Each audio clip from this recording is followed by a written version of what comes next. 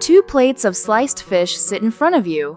They look almost identical, deep red and glistening. But look at the edges of one of them. There is a thin, darker line running around each slice. That tiny seared edge is the whole story. One plate is sashimi, the other is tataki.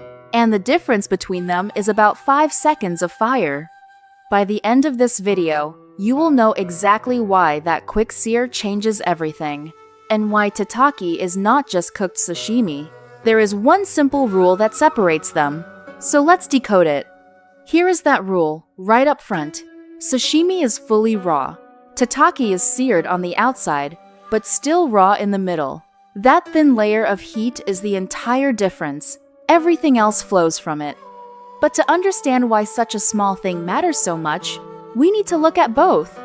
Let's quickly recap sashimi first. And quickly, before we go deeper, thank you for actually watching this, instead of just scrolling past it. Stick around, because the reason tataki was invented is stranger than you would expect. So, sashimi, in one breath. It is fresh fish, or seafood, sliced and served completely raw. No heat, no rice, nothing to hide behind, just the pure ingredient and the skill of the knife. It is usually eaten with only a touch of soy sauce and maybe wasabi. The goal is to taste the fish, and nothing else. The fish has to be flawless, and the cut has to be perfect.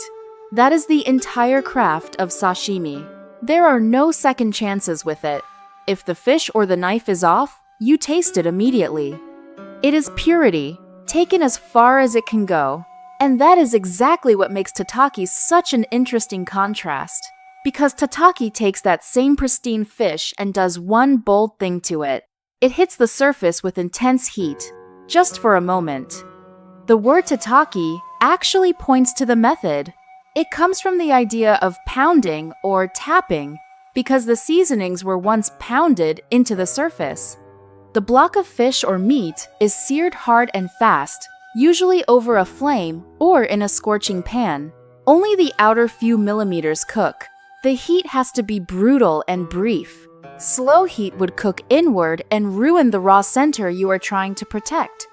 A blowtorch, a hot grill, or even a bed of burning straw can do it. Straw seared bonito is the most prized version of all. The burning straw flares up fast and fierce, kissing the fish with smoke. It is as much a show as a cooking method. Then the block is often plunged into ice water to stop the cooking instantly. The center stays completely raw and cool. That ice bath is a crucial step.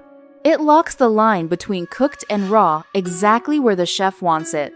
Timing is everything here. A second too long, and the raw heart you wanted starts to turn gray and firm. Finally, it is sliced, just like sashimi. So each piece has a thin cooked rim around a raw red heart. Now, here is the part that surprises people. That sear is not really about cooking the fish. It is about flavor and aroma. Searing the surface creates a toasty, smoky, slightly caramelized layer that raw fish simply cannot have. It adds a whole second dimension on top of the clean raw taste. One bite gives you both worlds at once. You taste the toasty, almost grilled edge first. Then your tongue reaches the cool, soft, raw center underneath. The heat also firms up the very outside, giving a gentle contrast in texture. Soft, raw center, lightly resistant edge. That contrast is half the pleasure. Your mouth notices the change with every single bite. And it changes the smell. A flame-seared surface releases aromas that wake up the whole dish before you even taste it. It is the same reason a seared steak smells so good. That browning creates hundreds of new flavor compounds in seconds. Cooks call this the Maillard reaction. It is the same magic behind toast, roasted coffee, and a good crust on bread. On raw fish, that reaction has only a few seconds to work. But a few seconds is all it takes to add a deep, savory edge. So the sear is doing a job that has nothing to do with making the fish safe to eat. It is pure flavor engineering. Quick note before the second half. I have full, separate breakdowns of the wasabi and soy sauce that often go with these dishes. You will find them at the end of this video and linked in the description. So if one grabs you, you can head straight there. Now, tataki is rarely served plain, and this is the other half of what defines it. While sashimi is kept clean and minimal, tataki is loud. It comes loaded with bold aromatics. Think thin sliced spring onion, grated ginger, garlic, and a sharp citrus dressing called ponzu. These are not afterthoughts. Ponzu is the key. It is a tangy sauce of citrus juice and soy, and its brightness cuts straight through the oily fish. They are part of the identity. Tataki is a dish of contrasts, where the cool raw fish meets warm smoke, sharp citrus, and pungent aromatics. Where sashimi whispers, tataki almost shouts. Both are delicious, but they are aiming at completely different experiences. One is built for quiet appreciation. The other is built to grab you by the collar. This bold character makes sense once you hear where tataki came from. The most famous version uses bonito, a strong, oily fish. The story goes back to the Tosa region, in what is now Kochi. Bonito has a powerful, almost metallic taste when fully raw. Searing the outside tamed that intensity and added smoky depth. Suddenly, a difficult fish became irresistible. This classic version is called katsuo tataki, and in Kochi, it is a point of real local pride. Whole restaurants are built around it. Watching it made tableside, with flames leaping up around the fish, is part of the experience. The drama is the point. There is also an old practical reason. A quick sear kills surface bacteria, which made the fish a little safer in a time before refrigeration. So, tataki was clever on two levels at once. It solved a flavor problem and a safety problem with the very same flame. And the idea did not stop at fish. Today you will find beef, tataki, and even chicken or tuna prepared the same way. Beef tataki in particular has become popular far beyond Japan. The same trick that tamed bonito makes lean beef taste rich and deep. The method travels easily because the logic is always the same. Sear the surface, keep the heart raw, dress it boldly. But here's what most people miss. Tataki is not a halfway point between raw and cooked. It is fully committed to being raw at heart. The sear is a surface treatment, not a cooking method. The real difference was never how done the fish is. It is whether the surface has been transformed by heat and dressed with bold aromatics.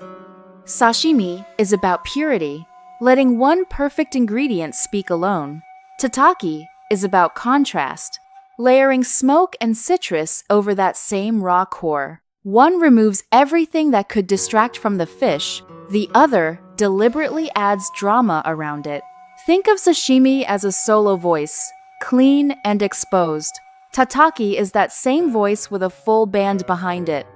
Same beautiful slice at the center, two opposite philosophies wrapped around it. So once you see it, the choice is simple. If you want the cleanest, purest taste of the fish, go for sashimi. If you want that exciting clash of smoke, citrus, and cool raw fish, reach for tataki. Neither is more authentic. They want different things. Many Japanese meals actually serve both, side by side. You get the calm and the drama on the same plate. It is a clever way to keep a meal interesting. Your palate never settles into just one note. And if you are nervous about fully raw fish, tataki can be a gentle first step. The familiar seared edge makes it feel a little less intimidating. So here is your takeaway. Sashimi is raw and pure. Tataki is raw at heart, seared on the surface, and dressed to impress. It was never about cooking the fish through. It was about what 5 seconds of fire can add. That is the whole lesson. A tiny, deliberate touch of heat, turning purity into contrast. Now, I would genuinely love to know, have you ever tried tataki, or are you strictly a sashimi person? Tell me in the comments. And here is the one moment I will actually ask. If this cleared up the difference for you, leave a like. It really helps the channel grow. And subscribe if you want more of Japanese Food Decoded, one dish at a time. To go deeper right now, the video on the left breaks down sushi rice, the foundation of so much Japanese food. And on the right, you can decode miso, another pillar of its flavor. See you in the next one.